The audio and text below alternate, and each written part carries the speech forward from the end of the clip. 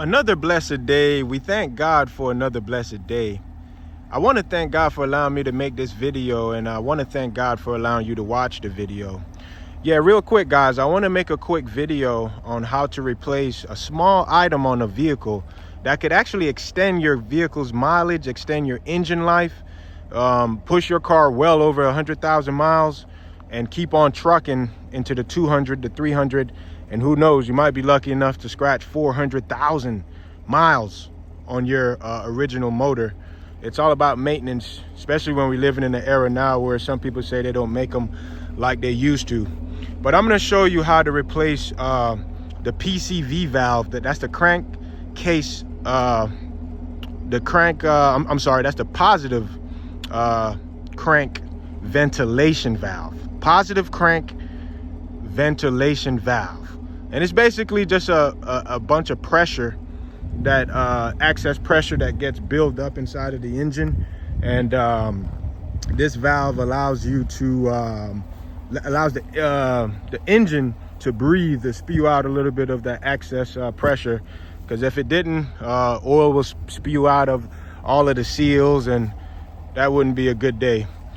So we're looking at a 6th gen Camaro SS with the 6.2 liter engine, manual transmission, monster, absolute monster. I love these things. I want to keep it on the road. This is mainly stock for the most part. I got the quad tip NPP exhaust system on here. Sounds pretty nice from the factory, you know. Not the loudest exhaust, definitely not obnoxious, but definitely loud enough to let you know that you got a V8 under the hood.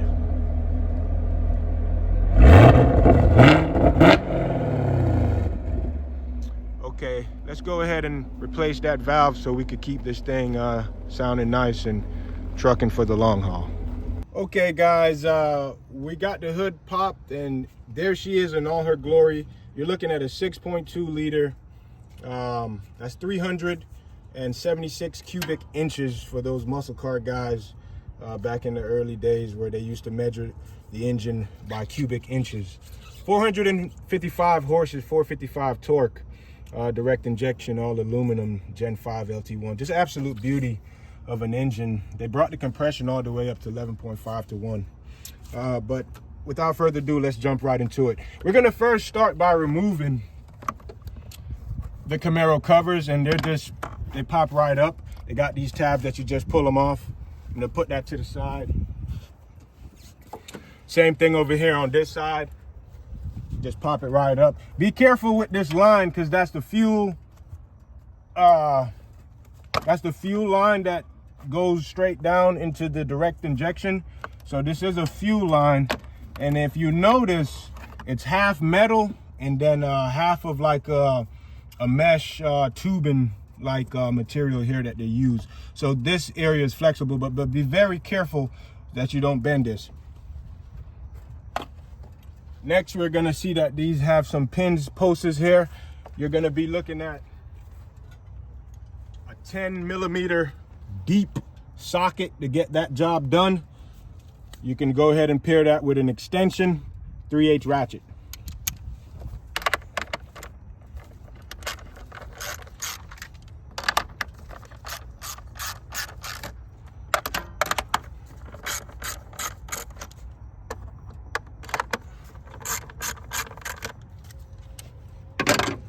Got them loose, and now we're just gonna undo the rest by hand. You don't necessarily have to remove this cover to get to the PCV valve, but I'm removing this cover so I can give the viewer a better idea of the location for when you're doing this at home, or if this is your first time performing this service. So I got these 4 sockets out. I now can lift this cover, which seems to be held down by some tabs here with this electrical wire harness. Another thing, guys, because I'm removing this cover, you want to go ahead and disconnect the negative terminal on the battery, which is found in the trunk. only because I'm gonna remove an electrical connection now.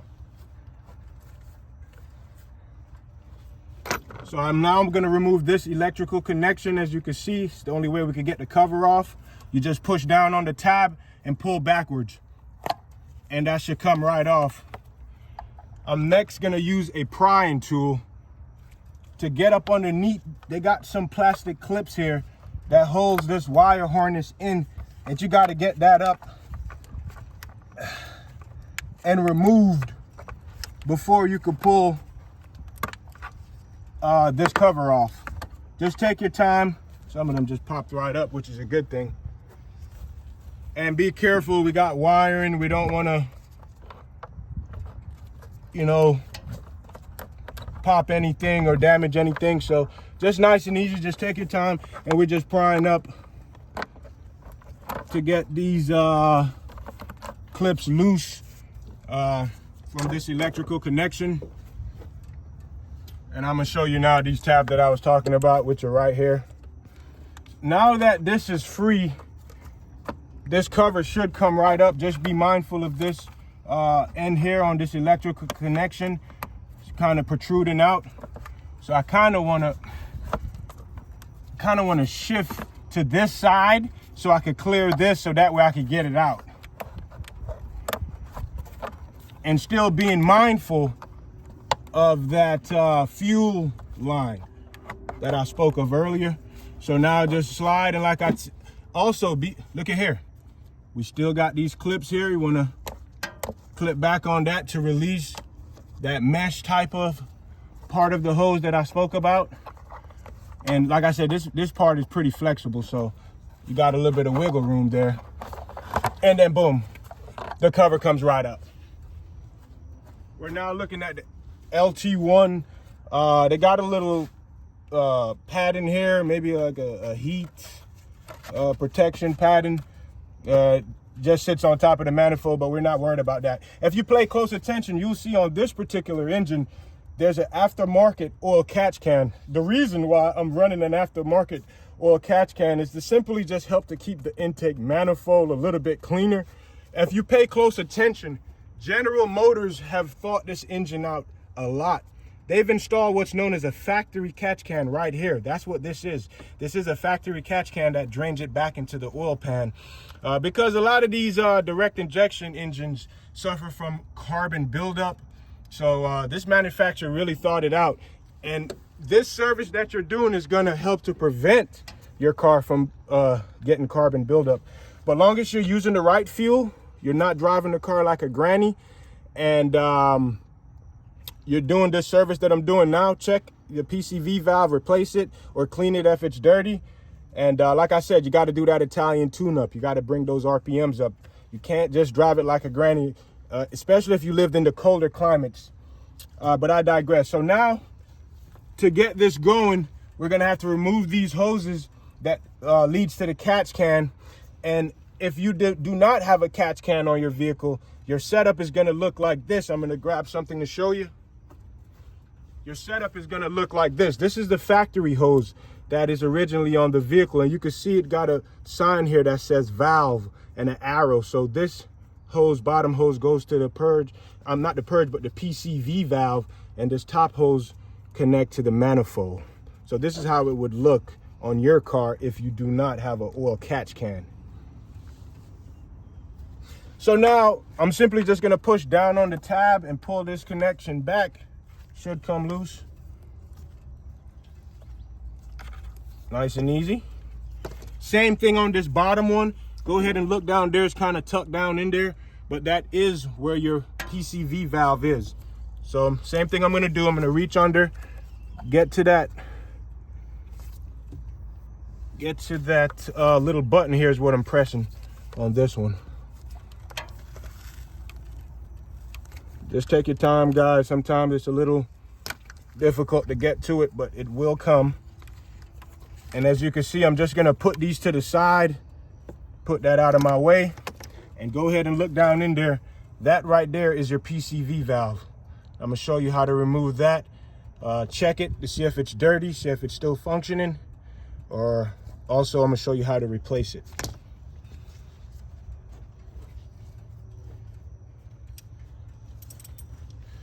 To replace it, it calls for I believe this is a 5/16 socket. That's standard. If you go over to metric, you're looking at a 24 millimeter socket. I got a 1/2 inch drive extension and I got a 1/2 inch ratchet. Go ahead and connect my tools. And I'm going right in.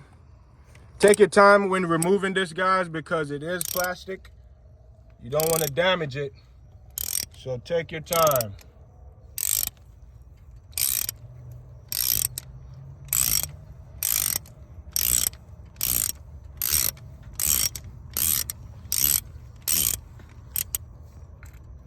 Got it enough now to where I could get it by hand.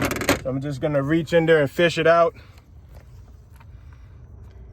And there she comes. Now this right here is your PCV valve. The positive crankcase ventilation. This is the valve. So it's basically like a check valve where the air is only supposed to flow one way. And the way you could test this, a lot of guys just shake it like this. I don't know if you can hear that rattle. If it rattles like that, that's actually a good thing. And I figured that mine would be pretty decent, even though this vehicle does have 50,000 miles on it. But with that catch can that I'm running, it helps to prevent a lot of gunk clogging this thing up. So, but that's what it looks like. And I'm gonna set this one right here because this is the old one, and I'm gonna go get the new one and show you. Went down to my local dealer. This is the new one here. This is the part number in case you're wondering. This is an OEM part. I got it from Mike Maroney Chevrolet. So I'm gonna go ahead and get that open. You possibly can get this at your AutoZone. Might be an aftermarket brand, or you could probably even get it on Amazon. Really cheap part. If you get it online, you're probably looking at around 11 or 10 bucks. If you get it from the dealer, they're gonna ask for like 21 bucks. You know, the dealer, that's one thing with the dealer, man. I heard this guy said a joke. Instead of calling them the dealership, he said the stealership, but to each his own. But they hacked it up $21. I used my mechanic business ID with my LLC, and I was able to get the discount. But if you're just a regular guy going in there, prepare to spend about 21 bucks. That's why I say just get it online. It's much cheaper. So now I'm gonna install the new one. I'm gonna inspect around the housing to see if there's any debris or anything. But from what I can see right here, guys, that thing looks really clean, nice and shiny. So I'm gonna just go ahead and install the new not purge. I just did a purge job not long ago. I keep saying purge. I'm gonna go ahead now and install this PCV valve. So we're gonna start by hand and just thread it in. Nice and easy, because you don't want to cross thread it, and it's already plastic.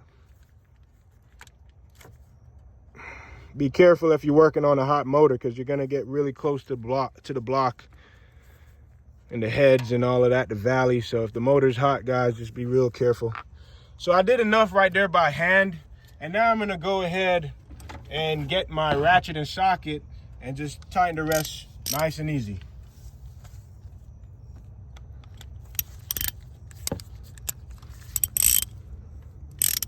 And I mean real careful on this one, guys, because like I said, this thing is already plastic.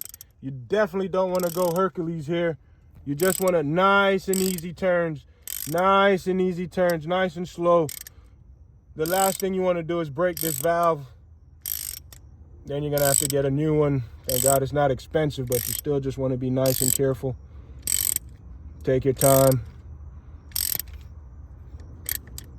Rome wasn't built in a day. Neither was a master tech. Not that I'm a master tech. I mean, hey, I made my own breakfast this morning. Doesn't mean I'm a chef, right? So now I could tell by hand that that's nice and tight. So that's pretty good, guys. You know, like I said, you don't want to over tighten it. That's what the new one looks like. And this is basically just gonna be a reverse process. This process could be done very quickly, but I just want to take my time and walk through. One thing I love about YouTube is that it's so saturated with information, and you can really do a lot of video and audio learning. But one thing I pride myself on, guys, I want to make sure that whoever watches this video can actually get out there, grab the tools, and do the job. So that's why I take my time. So now we're going to basically just reverse the process. I'm going to start by reconnecting my PCV evap hoses that leads to the oil catch can. Start with the top. I'm just going to line it up and push it in. Should make a clicking sound. That's how you know that they're secured. Same thing with this bottom hose. I'm going to run it back under this electric connection. Just take your time, guys. Nice and easy. Don't want to bend or nick anything. And I'm going to come in. I'm going to just push it down. Should make a clicking sound.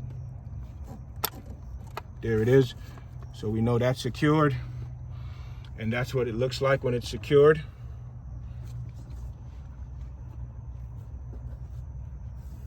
I'm now going to come with the top cover.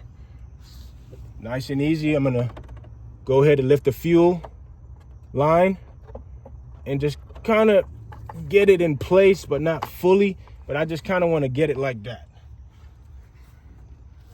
Then I'm going to come over here, pay close attention of this piece, this electrical component that the housing kind of protrudes out. So you want to be real careful here. I'm going to do the same thing, but in reverse. I'm going to fish this towards my end so I could clear this housing. And just take your time, guys, because like I said, you got this electrical wire here that you got to get over the top. So no rush, just take your time and just wiggle the way through, and it looked like I've already cleared it on this side.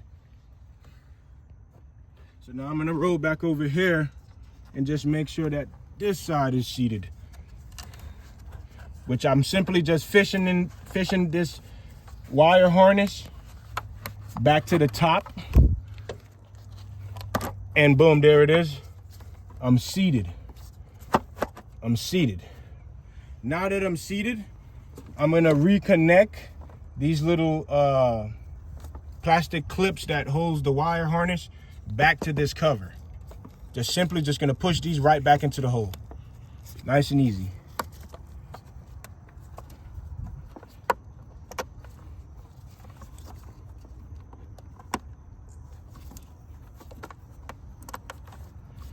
So this side is good.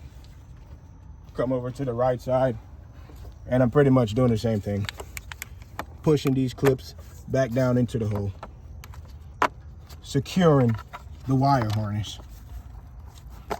Now that the wire harness is secured, I'm now going to reconnect this electrical connection to the manifold, and then make sure that this should make a clicking sound. That's how you know it's secured. There it is. I'm now going to get my bolts that holds down the cover. I'm going to reinstall them.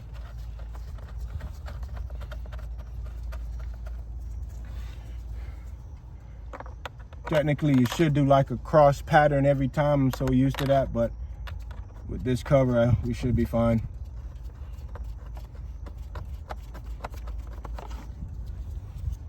I'm going to switch to the other side and get the covers in.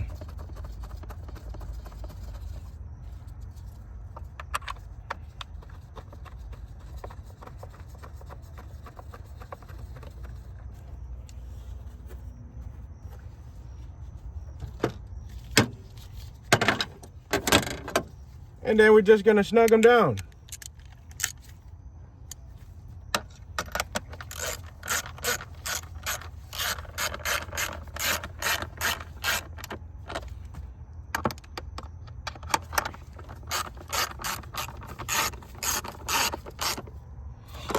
While we're here, we're just gonna go ahead and reconnect this part of the fuel line back to its respective place with these clips.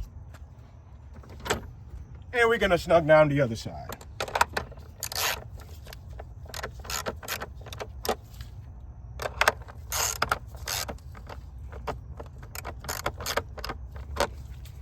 Okay.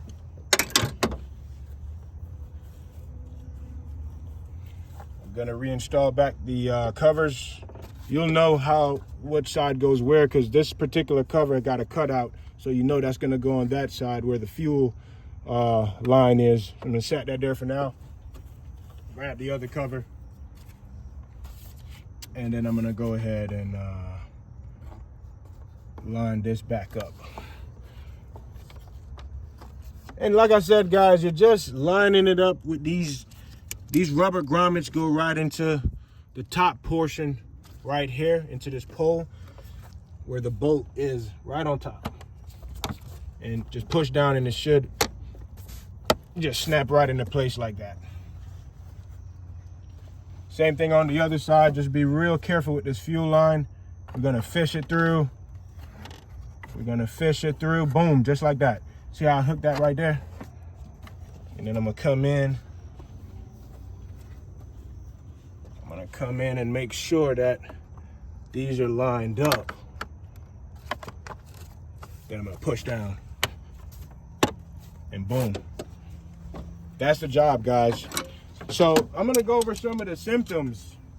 This guy here, if starts to give trouble, or if it cakes up with a lot of oil, or if it just simply fails where when you take it out you don't hear that little rattling, the symptoms could be a rough idling.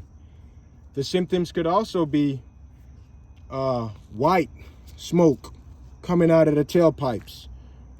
You also can experience a hard time to start the vehicle in a more colder climate. You also can experience oil consumption, you know, a lot of oil being burned.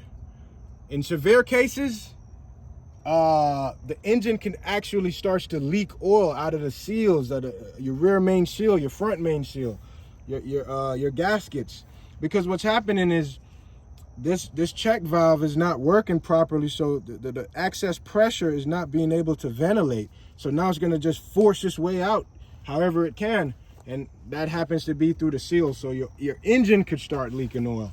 So those are things to keep in mind, guys. But hey, real quick, guys, the most important part of this channel is God, and I just want to leave you with a word. Comes out of the book of Proverbs, Proverbs 3, chapter 5 and 6. Seek the Lord first, you know, trust in the Lord in all thy ways, and he shall direct thy path. So just keep God first, guys. I want to say a quick prayer for everybody. Lord, bless every soul that's watching this video. I pray that everyone puts you first. Show them how to put you first. Show us how to trust in you, Lord, and guide us and protect us. I also pray that my viewers pray for me and keep me in prayer as well. Thank you, guys, for tuning in to another episode of Muscle Cars. And thank you for watching this video.